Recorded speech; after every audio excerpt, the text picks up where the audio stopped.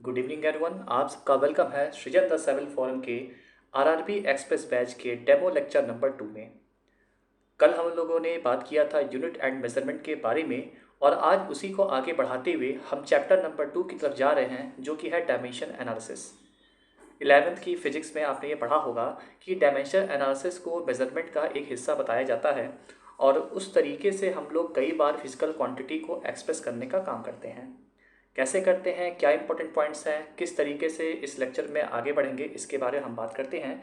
लेकिन सबसे पहले मैं आपको बताना चाहता हूँ, जिसके लिए यह पूरा डेमो लेक्चर लिया जा रहा है, आरआरबी एक्सप्रेस बैच के बारे में।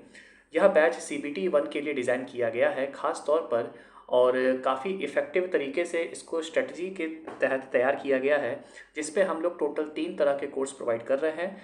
कोर्स नंबर 1 में हम लोग वीडियो लेक्चर सीरीज़ ले आएंगे, जिसपे हम लोग सब्जेक्ट वाइज वीडियोस आपको प्रोवाइड करेंगे। जिन सब्जेक्ट्स के हम वीडियोस आपको प्रोवाइड करेंगे उसके नोट्स हिंदी एंड इंग्लिश दोनों लैंग्वेज में आपको PDF के फॉर्म में मिलेगा, ताकि नोट्स बनाने की दिक्कत आपको ना रहे। जिन चैप्टर्स को पढ़ाया जाएगा सेम डे पे या नेक्स्ट डे आपको उसके प्रैक्टिस क्वेश्चन दिए जाएंगे, ताकि आपको किसी दूसरे बुक पर डिपेंड ना रहना पड़े और थ्योरी पढ़ने के साथ साथ आपके ऑब्जेक्टिव भी प्रैक्टिस होते चलें। ये पूरा सिलेबस हम लोग एग्ज़ाम के 1 महीने पहले ही पूरा कर लेंगे, ताकि आपको रिवीजन करने के लिए पूरा 1 महीना मिले। दूसरा कोर्स जो हम ऑफर कर रहे हैं वो है पेड टेलीग्राम ग्रुप, जिसमें हम लोग सब्जेक्ट वाइज और मिक्स क्विजेस प्रोवाइड कराएंगे। रिवीजन के लिए हम लोग शॉर्ट नोट्स प्रोवाइड कराएंगे और अश्वमेध प्रोग्राम की तरह पूरे 1 हफ्ते का शेड्यूल पहले ही बता दिया जाएगा, जिसके बेसिस पे आपको प्रैक्टिस क्वेश्चंस और मिक्स क्विजेस वगैरह प्रोवाइड कराए जाएंगे। इनकी फ़ीस 249 है। और बाकी टेस्ट सीरीज़ की तरह हम लोग की आरआरबी CBT 1 की भी टेस्ट सीरीज़ आएगी, जो कि गूगल फॉर्म पर बेस्ड होगी, और इसमें भी हम लोग सब्जेक्ट वाइज टेस्ट और मिक्स टेस्ट प्रोवाइड करेंगे, जिसकी क्वांटिटी 50+ होगी।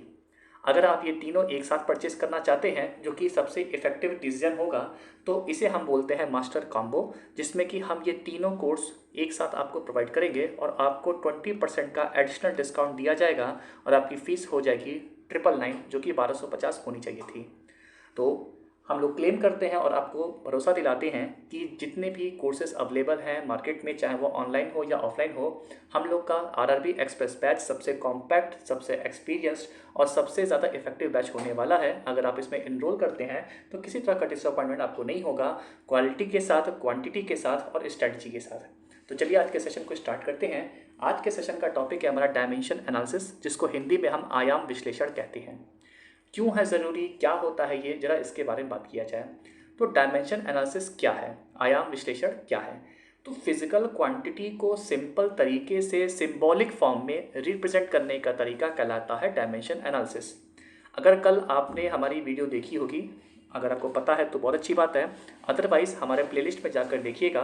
हमने कल डेमो लेक्चर 1 अपलोड किया था, जिसमें यूनिट एंड मेजरमेंट के बारे में बात किया था। आज हम लोग का डेमो लेक्चर नंबर 2 है। जब यह वीडियो पोस्ट होगी, कमेंट सेक्शन में पिन कमेंट होगा, जिसमें डेमो ग्रुप का लिंक होगा। उस लिंक पर क्लिक करके आप हमारे डेमो ग्रुप में ऐड हो सकते हैं, जिस पे आपको पूरा आइडिया मिलेगा। Demo lectures, demo questions, demo PDF, ये सब कुछ आपको मिलेगा और आपको आइडिया लगेगा कि किस तरीके से आप इस कोर्स में एनरोल करने के बाद अलग अलग तरह के मटेरियल्स, स्टडी मटेरियल्स, क्विजेस का फ़ायदा उठा सकते हैं। तो अगर आपको कल का लेक्चर याद हो, तो कल हमने फिजिकल क्वांटिटीज़ के बारे में बात किया था और उनकी यूनिट्स के बारे में और उनके सिंबल्स के बारे में बात किया था। तो उन्हीं सिंबल्स के हेल्प से फिजिकल क्वांटिटी को सिंपल वे में रिप्रेजेंट करने का तरीका डायमेंशन एनालिसिस कहलाता है, जिसमें हम लोग बेसिकली 4 फिजिकल क्वांटिटी की हेल्प लेते हैं। पहला होता है हमारा लेंथ, जिसका सिंबल L है। दूसरा होता है टाइम, जिसका सिंबल T है। तीसरा होता है मास, जिसका सिंबल M है। और चौथा होता है इलेक्ट्रिक करंट, जिसका सिंबल A है। और इसके हेल्प से हम लोग फिजिकल क्वांटिटी को स्क्वायर ब्रैकेट के अंदर रिप्रेजेंट करने का काम करते हैं।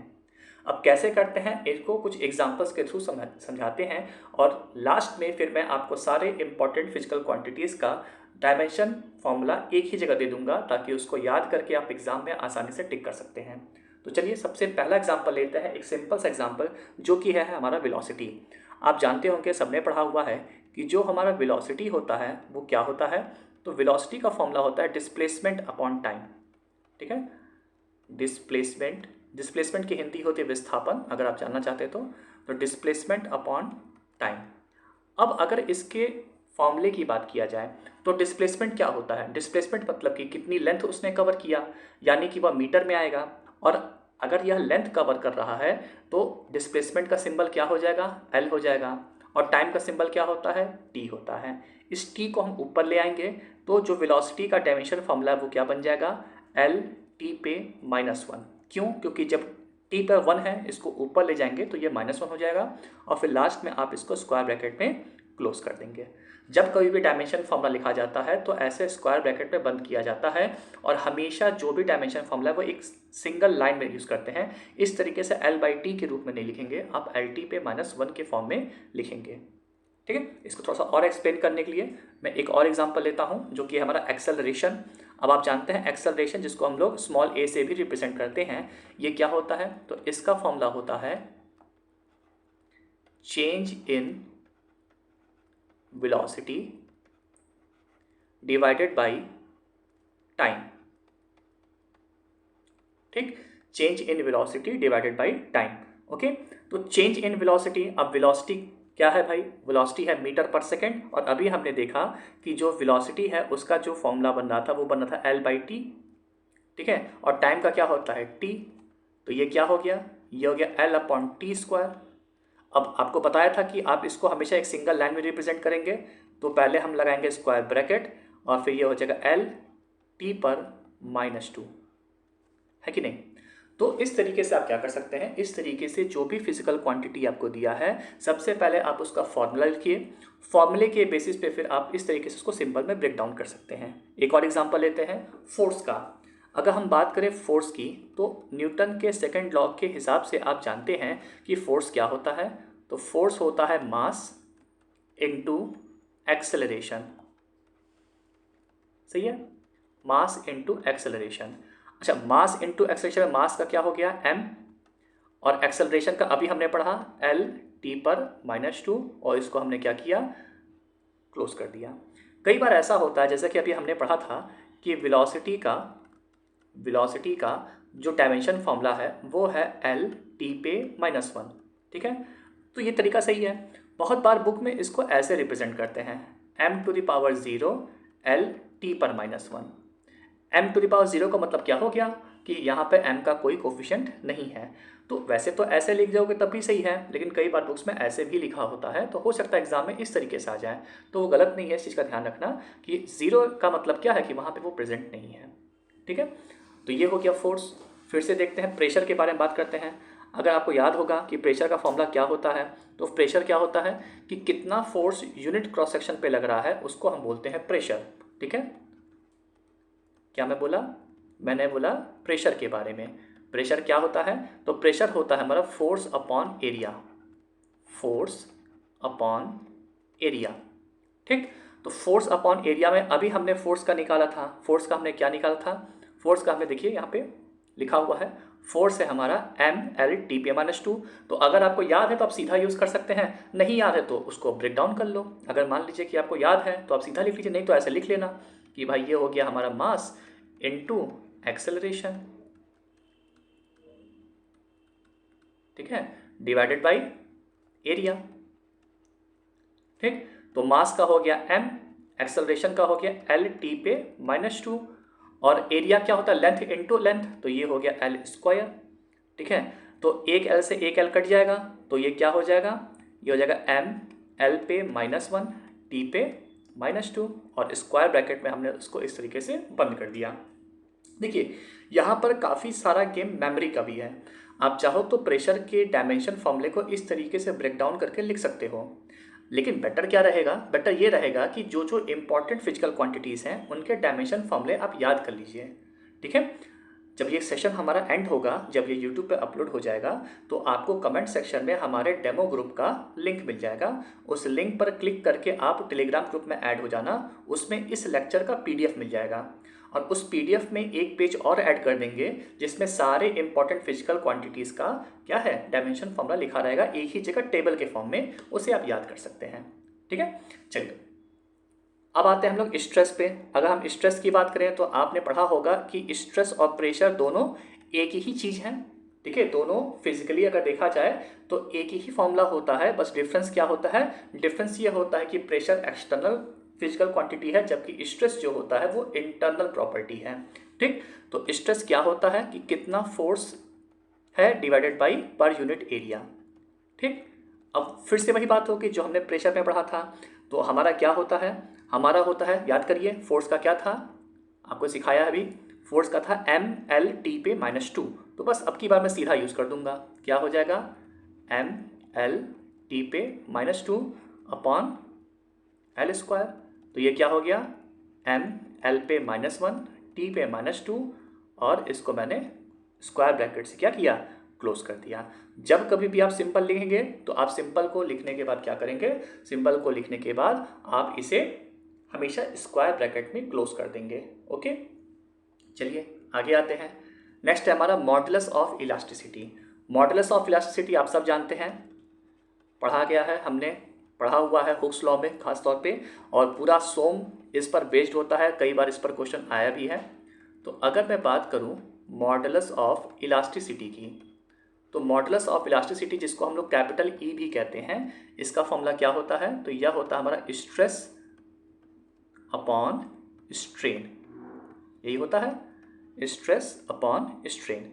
ठीक, अब हम सब जानते हैं कि जो स्ट्रेन है इसकी कोई यूनिट होती नहीं है, क्या है, यह एक यूनिटलेस क्वांटिटी है।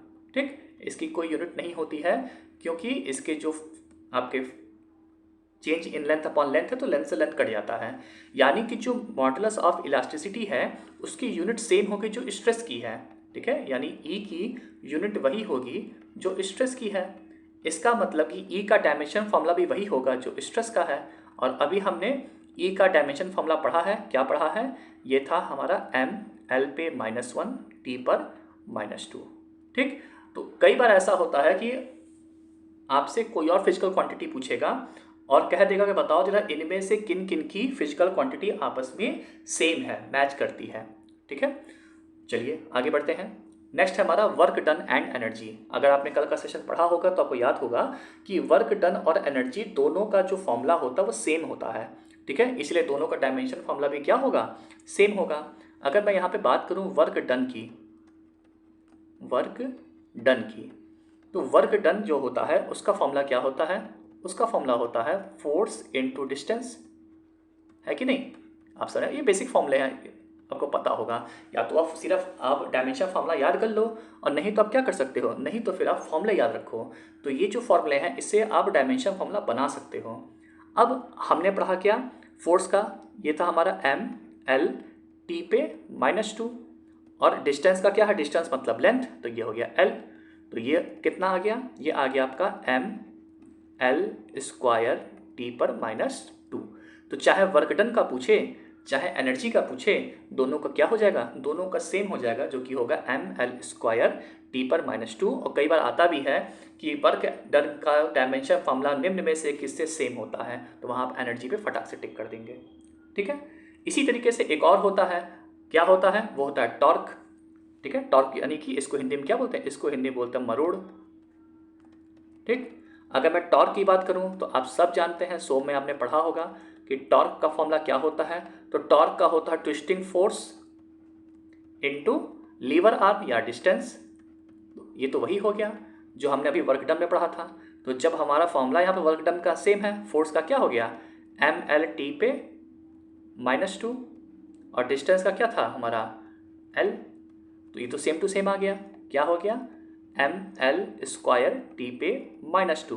तो एक चीज़ जो हमने सीखी, टॉर्क हो गया, वर्क डन हो गया, और हमारा क्या हो गया, और हमारा एनर्जी हो गया। इन तीनों का डायमेंशन फॉर्मूला क्या होता है, इन तीनों का dimension formula same to same होता है। याद रखना, एग्जाम में पूछता है।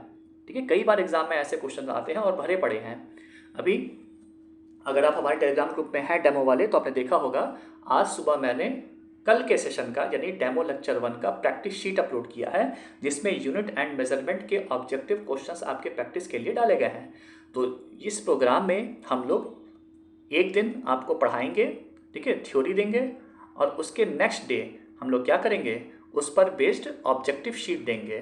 ठीक है, इससे होगा क्या कि आपकी थ्योरी भी तैयार हो जाएगी और आपका सफिशिएंट ऑब्जेक्टिव की प्रैक्टिस भी हो जाएगी। और इसी ऑब्जेक्टिव शीट से और कुछ एक्स्ट्रा क्वेश्चन मिला करके हम लोग क्या करेंगे, जो हमारा पेड टेलीग्राम ग्रुप होगा उसमें प्रैक्टिस क्वेश्चन और मिक्स क्विजेज ये चलाएंगे।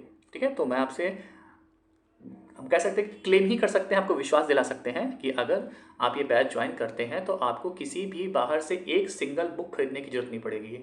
999 में आप जाओगे ना मार्केट में बुक खरीदने के लिए, 400-500 रुपये की एक बुक आती है। 2 बुक खरीद लिया अगर गलती है, और वो भी किसकी, एक सब्जेक्ट की भी। आप जाएंगे आरआरबी की मैथमेटिक्स की एक सिंगल बुक आती है 300-400 की, 4 सब्जेक्ट हैं तो 1200-1500 तो यही हो गया, और 999 में तो हम पूरा पूरा कोर्स दे रहे हैं आपको।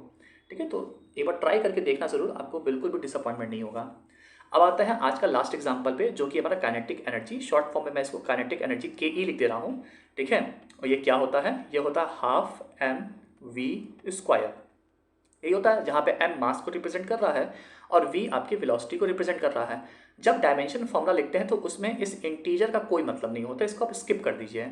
तो मास की वजह से क्या आ जाएगा, m आ जाएगा, और हम वेलोसिटी का जानते हैं, वेलोसिटी का क्या होता है l t/-1, और इसका कर दिया हमने स्क्वायर, तो क्या बन गया ml² t/-2, और ब्रैकेट हमने यहाँ पे क्लोज कर दिया। अब देखिए, तो यहाँ पे हमने क्या क्या देख लिया, हमने देख लिया वर्क डन का डायमेंशन फार्मूला, एनर्जी का डायमेंशन फार्मूला, टॉर्क का डायमेंशन फार्मूला, काइनेटिक एनर्जी का डायमेंशन फार्मूला। ये सारा का सारा क्या है, ये सारा का सारा सेम टू सेम है। ठीक है, तो इस तरीके से आप क्या कर सकते हैं, इस तरीके से आप कैलकुलेट कर सकते हैं। करना क्या है आपको, आपको केवल फॉर्मूले याद करने हैं। जैसे जैसे आप हमारे साथ फिजिक्स पढ़ते जाएंगे, हम इस तरीके से आपको बहुत सारे छोटे छोटे फॉर्मूले बताते चलेंगे, उन फॉर्मूले को याद करते चलना। और वैसे एक टेबल अभी अपलोड हो जाएगी, जैसे ही क्लास एंड होगा उसके कुछ ही देर में इस लेक्चर के PDF नोट्स टेलीग्राम ग्रुप पर अपलोड हो जाएंगे। वहाँ पर जा कर के एक पूरी टेबल है इंपॉर्टेंट फिजिकल क्वांटिटीज़ की, उसको आप देखेंगे, उसको आप पढ़ेंगे और उसको याद करेंगे। एग्ज़ाम में 99.9% चांस है कि क्वेश्चन उसी में से आएगा, उसके बाहर से नहीं आएगा। ठीक है, तो वो टेबल आपके लिए काफ़ी इंपॉर्टेंट हो जाएगी। अभी फ़िलहाल के लिए मैं आपको एक होमवर्क देता हूँ, जो भी आप हमारे साथ जुड़े हुए हैं। ठीक है, आप क्या करेंगे, आप मेरे को कमेंट सेक्शन में बताएंगे 3 क्वांटिटीज़ का फॉर्मूला। पहला किसका बताएंगे, पहला आप बताएंगे एंगुलर वेलोसिटी का। ठीक, दूसरा आप किसका बताएंगे, दूसरा आप बताएंगे पोटेंशियल एनर्जी का, पोटेंशियल एनर्जी का, और तीसरा आप बताएंगे पावर का। ठीक है, तो आप कमेंट सेक्शन आपके लिए खुला हुआ है, आप इन तीनों का आंसर कमेंट सेक्शन में देंगे कि आपके हिसाब से इन तीनों का डायमेंशन फॉर्मूला क्या होना चाहिए। तो थैंक यू सो मच इस लेक्चर में बने रहने के लिए। ये हमारा आरआरबी एक्सप्रेस बैच है, इसे ज़रूर ज्वाइन करें। आपके आरआरबी के चांसेस को हम लोग काफ़ी ऊपर तक ले जाएंगे। टेलीग्राम ग्रुप का लिंक कमेंट सेक्शन में दिया गया है, उस पर क्लिक करके ज्वाइन हो जाइए हमारे डेमो ग्रुप को। इस लेक्चर का PDF आपको उसमें मिल जाएगा, और कल सुबह तक आपको इस लेक्चर के रिगार्डिंग एक प्रैक्टिस शीट मिल जाएगी, जिसको प्रैक्टिस करने के बाद बाहर से आपको कुछ भी इस चैप्टर का पढ़ने की ज़रूरत नहीं पड़ेगी। Thank you so much, all the very best for the exam, God bless you.